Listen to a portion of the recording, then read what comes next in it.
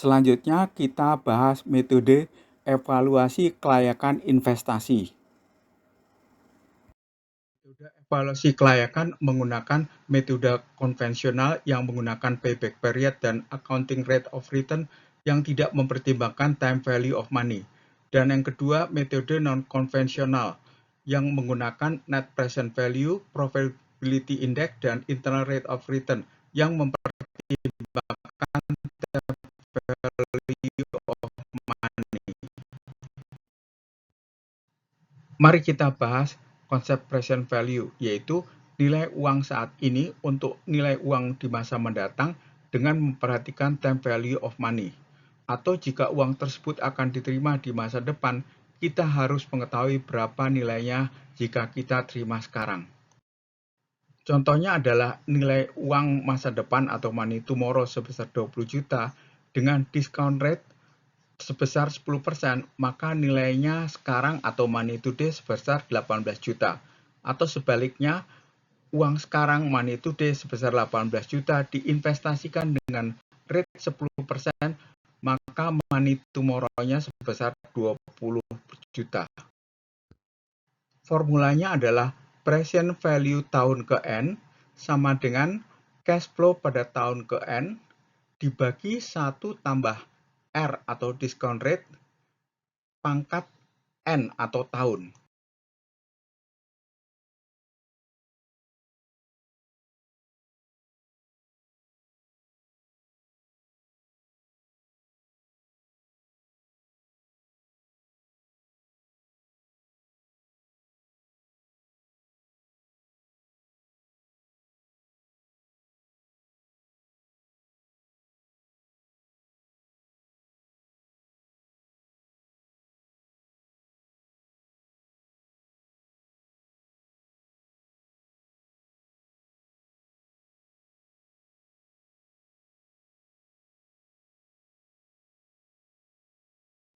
Mari kita bahas payback period, yaitu waktu yang dibutuhkan untuk mengembalikan biaya investasi dari penghasilan investasi tersebut. Contohnya, pabrik roti membeli mesin seharga 250 juta yang akan menghasilkan 100 juta per tahun dengan discount rate 10%. Kita bandingkan perhitungan undiscounted payback period dengan discounted payback period.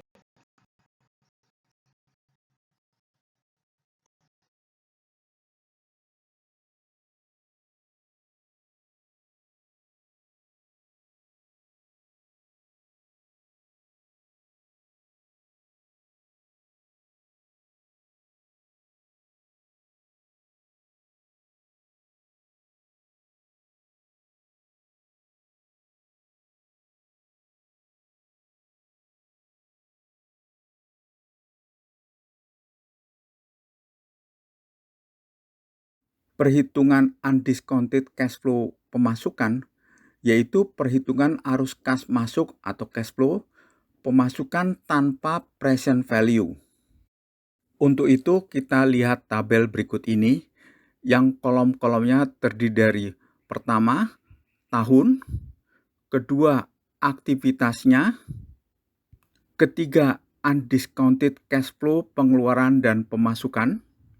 Kolom keempat adalah akumulasi pemasukan yang sama dengan pemasukan tahun berjalan ditambah pemasukan tahun sebelumnya. Kita mulai dari tahun ke-0, yaitu aktivitasnya adalah pengeluaran berupa investasi sebesar minus 250 juta rupiah.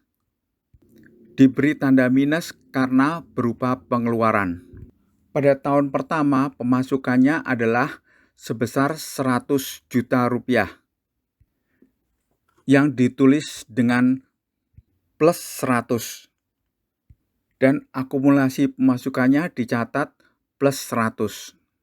Kemudian pada tahun kedua, aktivitasnya adalah pemasukan tahun kedua sebesar plus 100 juta dan akumulasi pemasukannya sebesar plus 100 juta ditambah dengan pemasukan tahun 1 sebesar 100 juta rupiah.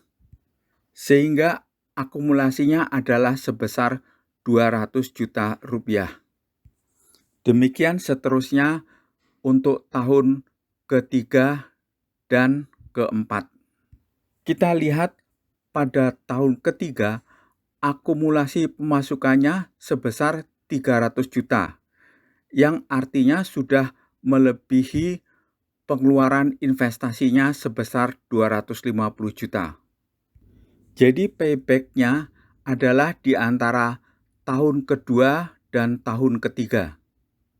Kemudian kita hitung undiscounted payback period-nya sebesar 2 ditambah 250 dikurangi 200 dibagi 100 dan hasilnya adalah 2,5 tahun. Pada discounted cash flow pemasukan, perhitungan arus kasnya dengan menghitung present value. Kita lihat tabel berikut ini yang kolom-kolomnya terdiri dari tahun, aktivitasnya, pengeluaran dan 10% discounted cash flow pemasukan, dan akumulasi pemasukan yang sama dengan pemasukan tahun berjalan ditambah pemasukan tahun sebelumnya. Kita mulai aktivitasnya per tahun. Pada tahun ke-0, pengeluaran atau investasi sebesar minus 250 juta. Pada tahun pertama, pemasukan tahun pertama adalah 100 juta, tetapi setelah dilakukan discounted, maka nilainya adalah plus 91 juta. Dan akumulasinya sebesar plus 91 juta. Pada tahun kedua, pemasukan tahun kedua sebesar 100 juta rupiah, tapi setelah didiscounted menjadi plus 83 juta rupiah. Sehingga akumulasi pemasukannya adalah sebesar 83 ditambah 91 sama dengan 174. Demikian seterusnya untuk tahun ketiga dan tahun keempat. Kemudian kita lihat nilai investasinya adalah berada di antara pemasukan tahun ketiga dan tahun keempat. Kemudian dihitung discounted payback period-nya adalah 3 ditambah 250 dikurangi 249 dibagi 68 sama dengan 3,015 tahun. Jadi payback period-nya adalah sekitar 3 tahun.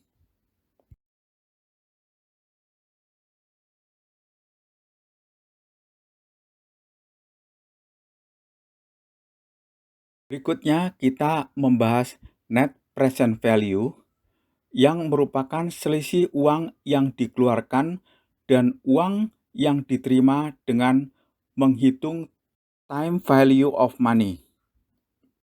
Jadi formulanya adalah net present value flow pada tahun ke-0, yaitu berupa investasi, ditambah dengan cash flow pada tahun ke-1, dan seterusnya hingga cash flow pada tahun ke-N. Ilustrasinya juga dapat digambarkan sebagai berikut. Net present value sama dengan investasi ditambah present value pendapatan tahun pertama ditambah present value pendapatan tahun kedua dan ditambah present value pendapatan tahun ketiga. Berikut ini adalah contoh net present value. Dimulai pada tahun ke-0, investasi sebesar minus 90 juta rupiah.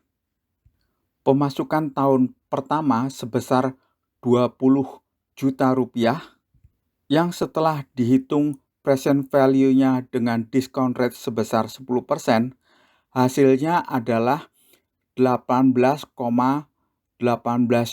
juta rupiah. Demikian juga pemasukan tahun kedua,